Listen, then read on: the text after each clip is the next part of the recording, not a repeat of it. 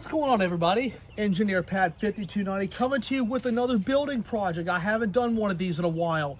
Today we're going to be building a small N-scale switching layout that you can make portable to take it to a friend's house or even to your own house and use it to test your locomotives and cars for N-scale. This is going to be for the building portion. As you can see, I've actually dry fit all the pieces of wood to fit. I did a lot of the construction portion off camera because I ran into some issues while doing this. As you can see, I have the piece of plywood. It's 8 1/4 by 45 1/2. This piece was already cut from a previous project. Using wood filler, I filled in some of the nicks and grooves in it on the front, on the top, and the bottom, and everything has been sanded. So this piece is ready and raring to go. The frame is actually built out of 2x4s. I was originally going to be using 1x4s, but I realized the 2x4 is not only thicker, it provides a little bit better stability. So I've already cut the rails and joists to lay. These are the little joists here in the middle just to help keep the wood from bowing. We're going to be assembling it today with some 2.5-inch screws as I have here, and I'll also be using our handy dandy cordless drill and using clamps on either end to keep everything tight. If you were going to cut the piece of wood, you can do it not only like this, but you can do it any dimensions that you want. But this size is pretty convenient because to me it's compact and it's easy enough where you can move it in tight spaces. We're also going to be putting a handle on the front, as you see below. The holes have been drilled for it, but what we're going to do is I'm going to hold that until I can get everything else done. That will be one of the last pieces that will go on. So before we use any power tools or perform any of the duties on this, let's talk about shop safety for a moment. Please remember to read, understand, and follow all safety instructions when using your power tools. Knowing how to use your power tools safely will greatly reduce the risk of personal injury. And remember, there's no more important safety rule than to wear these safety glasses. So now looking at the project itself, it seems to be pretty simple. What we're going to do is I'm going to shift the camera a little bit and we're going to start screwing in the end pieces on either side. So we're going to go ahead and do that, and I'll shift the camera and get everything ready to go. Okay guys, we're on the one end of the layout here, and you can see we're going to actually put some glue on these studs here. We're going to actually put them in there with some glue and allow it to give, the glue will actually give it a little bit better support, and they will allow it to stay on there for a very long time. So I'm going to just rub on some glue.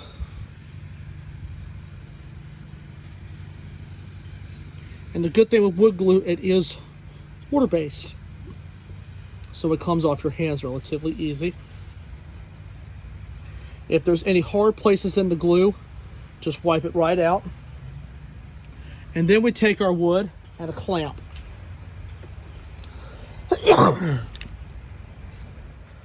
Okay guys, you see we have the first two studs in place with just a little bit of glue. You're probably thinking, are screws going to go in it? Absolutely.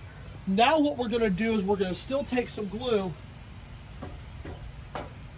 and put it on the next part of on the next edge of the joists as you have here. The middle one we will do later. But for now, we're going to go ahead and get the top two rails glued so the glue can start sitting and drying. Because once the glue is set, the glue is set. So please bear that in mind. So now we're going to wipe down the other edge, as you can see here. And a little bit of glue goes a long ways. You can see the coats I have on both of those pieces are pretty good. The good thing with wood glue is it does not expand. So once we get it squared,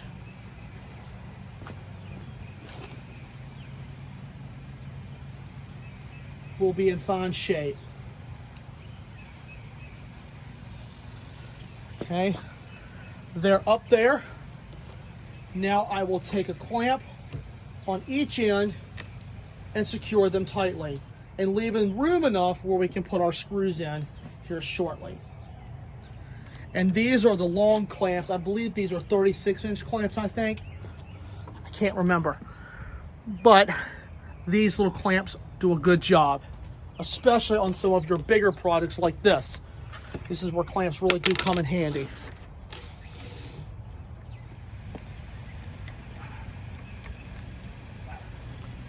All right.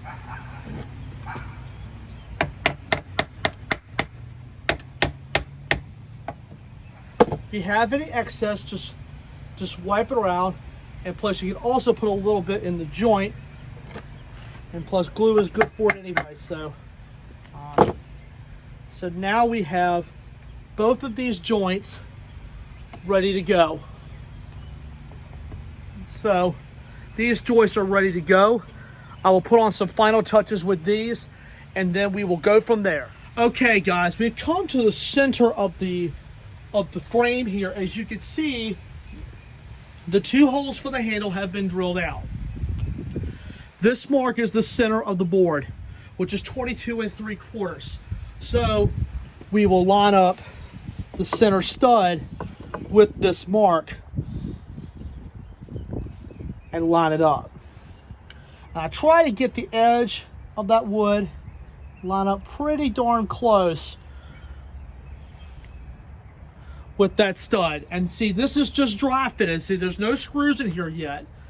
This is going to be a little bit different because this is where my hand is going to go to grab this thing when I take it to a friend's house, or just around the house in general. So I will still use our trusty wood glue.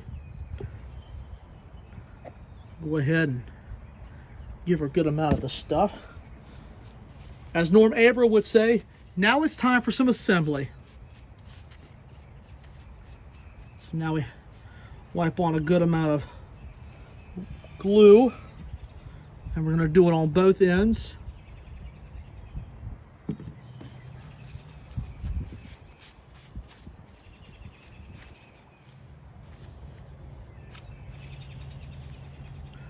If it's a little thin, just rub a little extra on there and dab off any excess. Fill that little hole there, close off a little glue. So now we can just slide it in, and with the help of a hammer we can just tap it right in. So we just line her up, making sure it's nice and flush, and we're good to go. So I will go ahead and let this all tack up, then we'll be ready for some screws. All right, everyone, we now have all the joists glued in place. As you notice, a little something different. I'll zoom in with the camera.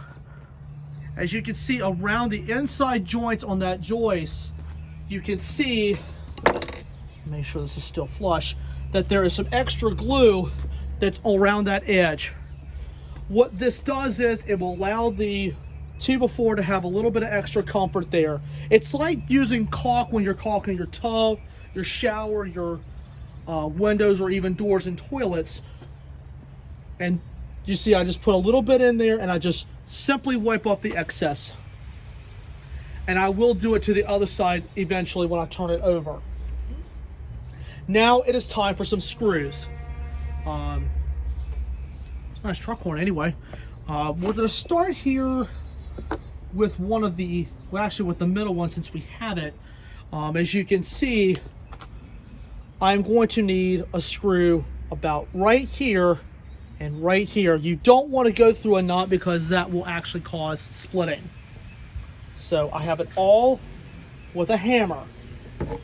We can't take the clamps off just yet because we've got to get to that. But here's what we're going to do. We're going to take the awl and we're going to make a couple of holes. I'm going to adjust the camera a little bit. And you're going to and we're going to actually make a couple of holes.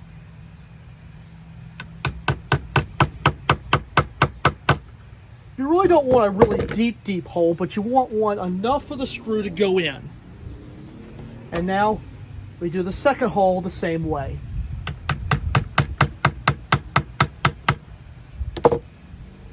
This will allow the screw to go in a little bit better, and the screw will not walk on you, which means it won't wiggle. Now we're going to take 2 screws and put in there. By using just a little bit of Vaseline that you can get out of your medicine cabinet, we'll be able to fasten these screws in. And on this side, the middle joist will be secure.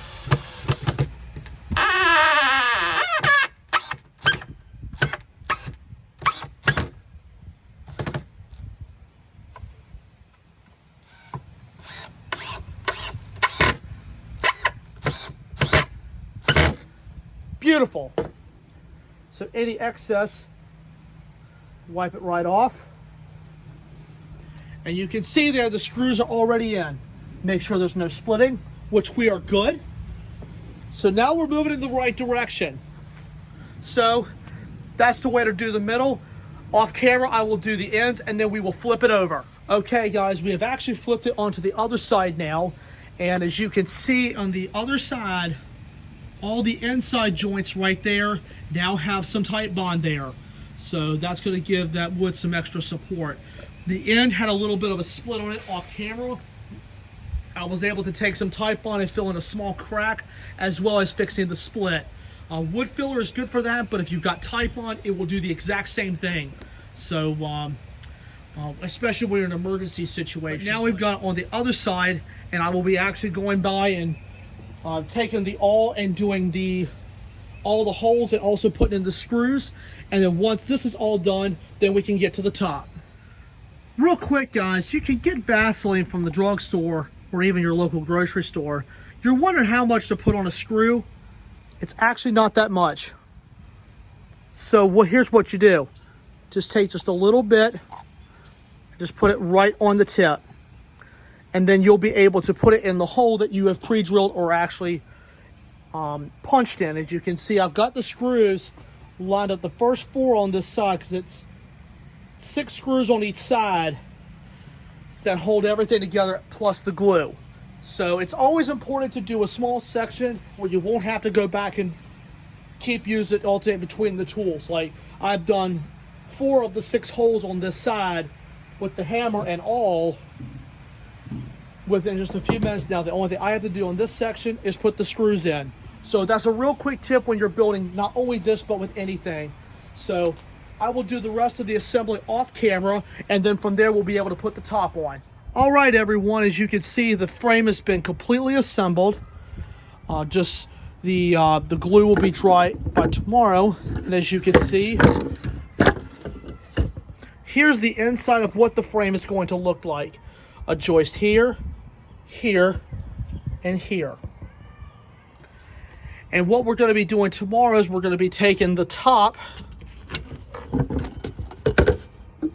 and putting it on. As you can see, this is the tabletop that's dry fit.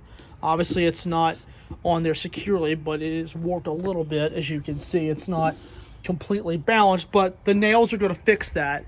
What I will be doing tomorrow is I will be putting the nails in it, and I've put this mark here where this is the outline of a 2x4. It's 1.5 inches thick by 3.5 inches wide. See, this is going to give me a guide of where I can put my nails. I won't be putting a nail here because if it hits the screw, it will actually bend the nail. So I will be doing this tomorrow off camera because this requires a lot of concentration. So the next time you will be seeing this is when the table is fully secured down onto the frame, and we'll be giving everything a final sanding. So we have some work ahead of us, and I will see you guys in the next part. Good morning everyone. I came out here early this morning, and you can see I have nailed the long sides with the nail gun. As you can see, it's nice and smooth, so I don't have to worry about the heads of the nails going being exposed and also tearing up my hands. I will do a small demonstration of how I do the nails on the ends of this. It's already been secured down with some tight bond. I'll let that sit this morning. Had some paint cans and a clamp here on the corner to keep everything down until I could eat breakfast and also get the nails in. As you can see, this little gap here, I've actually drawn out the thickness of a 2x4 by just taking the wood and lining it up square and marking it with a pencil. This will give me a work area of where I can put the nails. So this is a really good method if you're looking for where you put your nails. You can put them in a nice straight line on either side and it's gonna look nice. So let me go and shift the camera and I'll be right back. Now it's time for the fun part.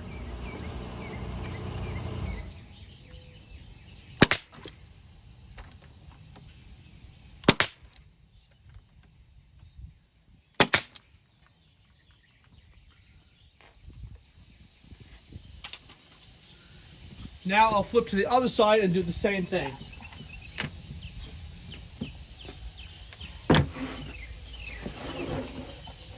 And just note, I'm not putting any nails in either one of the corners because the screws are already in the other 2x4s. Because if you take a nail and it hits the screw, it's not going to be right.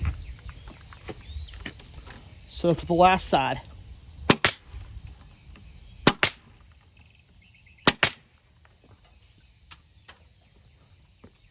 So now we just turn it over.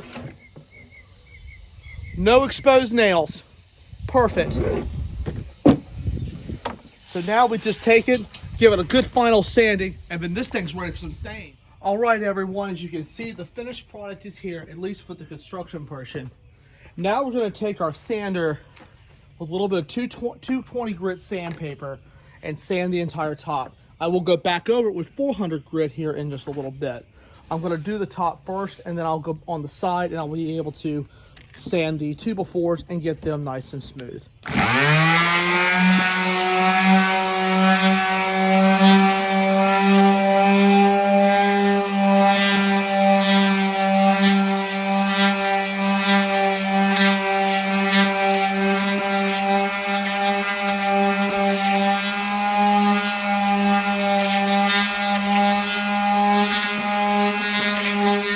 All right, everyone, the fun begins. I got everything nice and smooth. I went back over it with some 400 a little while ago and got everything good and smooth. Now it's time for some stain. I'm going to actually be using a red mahogany stain to bring out the finish in the wood. It's nice and dark, and it's going to give a good finish. Just go with the grain of the wood, and remember to wipe off the excess. And a nice coat like this will provide years of a pretty finish. So I'll go over this and let it sit, and then I'll go back over it with some sandpaper if needed. I'll probably do this 2 or 3 times to make sure it gives a good finish.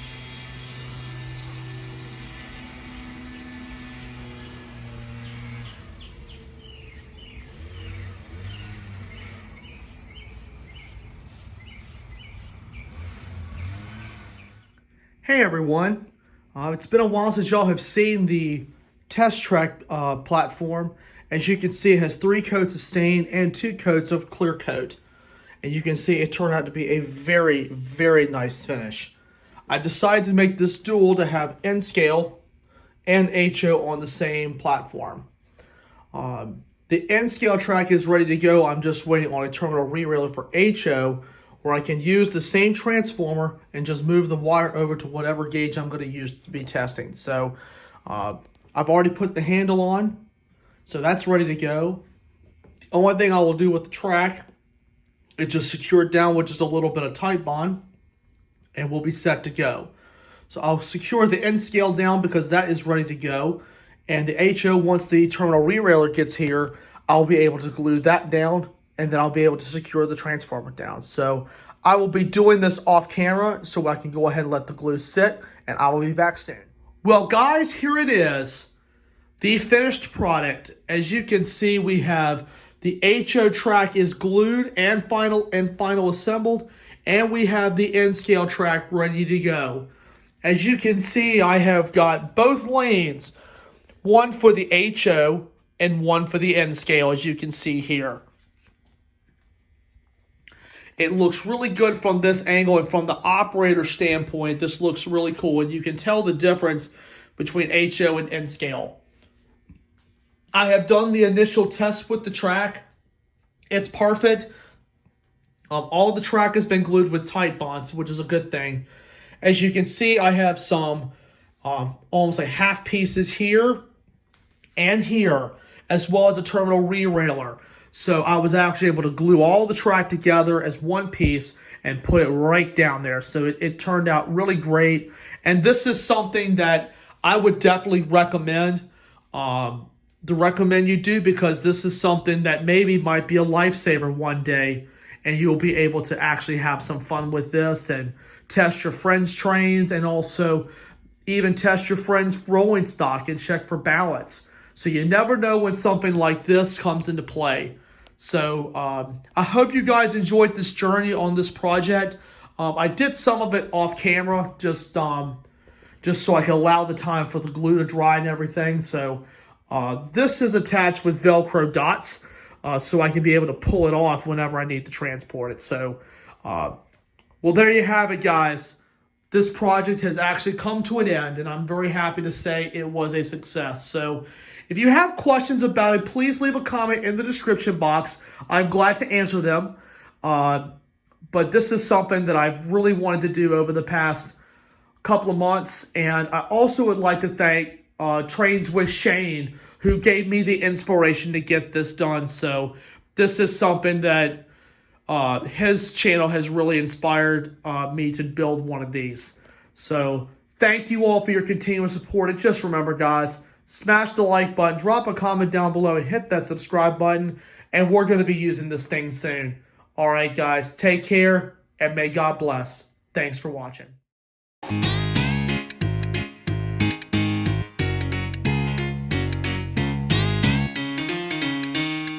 boom, ain't it great to be crazy? Boom, boom, ain't it great to be nuts? Silly and foolish all the day long. Boom, boom, ain't it great to be crazy?